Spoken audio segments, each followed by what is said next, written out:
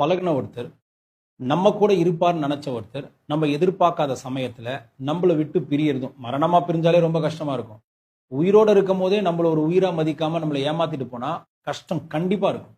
இப்ப நான் உங்களுக்கு ரொம்ப ஈஸியா கஷ்டப்படாதீங்க, நீங்க ரொம்ப ஸ்ட்ராங்கா இருக்கணும், நீங்க ஆத்மா தான் அப்படின்னு சொல்ல நான் ஆசைப்படல. அதெல்லாம் உண்மைதான். அதெல்லாம் சொன்ன உடனே புரிஞ்சுக்க முடியாதனால தான் நம்ம மனுஷனா இருக்கும். நீங்க ஒருத்தனை லவ் பண்றீங்க.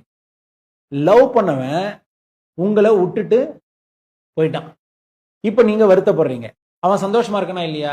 இருக்கான். அவன் என்ன லவ் பண்ணல குருஜி, அவன் என்ன ஏமாத்திட்டான் வேற சொல்றீங்க. நீங்களே தெளிவா நல்லா புரிஞ்சுக்கோங்க. அவன் என்ன லவ் பண்ணல குருஜி, அவன் என்ன ஏமாத்திட்டான்னு சொல்றீங்க. லவ் பண்ண விட்டு போயிருக்க மாட்டானே. அந்த லாஜிக் உங்களுக்கே புரியுது. இப்ப நான் உங்களை கேட்கிறேன், இப்ப யார் உண்மையா லவ் பண்ணது? நீங்க உண்மையா லவ் பண்ணீங்க. அவன் உங்களை உண்மையா லவ் பண்ணல.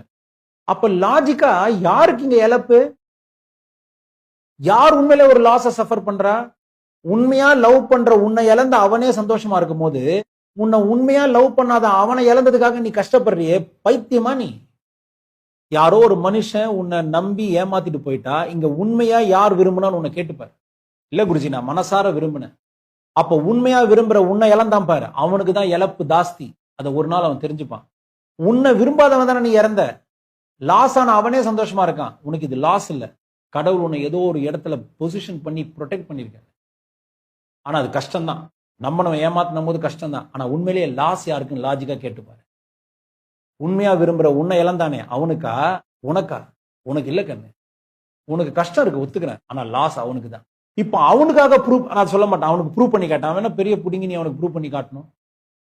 சாரி, இது தப்பா எடுத்துக்க போறீங்க. இருந்தாலும் புரிஞ்சுக்கோங்க. நிறைய பேர் அப்படிதான் பாத்துருக்கேன். நீ யாருன்னு நீ எவனுக்கு ப்ரூவ் பண்ணும்? இதுதான் பெரிய ஸ்ட்ரெஸ்ஸே. இதுதான் இந்த சொசைட்டி உன்னை பாவம் பைத்தியமா எவனுக்கும் ப்ரூவ் பண்ணாது. நீ எவனுக்கு ப்ரூவ் பண்ணும்? யாருக்கும் ப்ரூவ் பண்ணாது.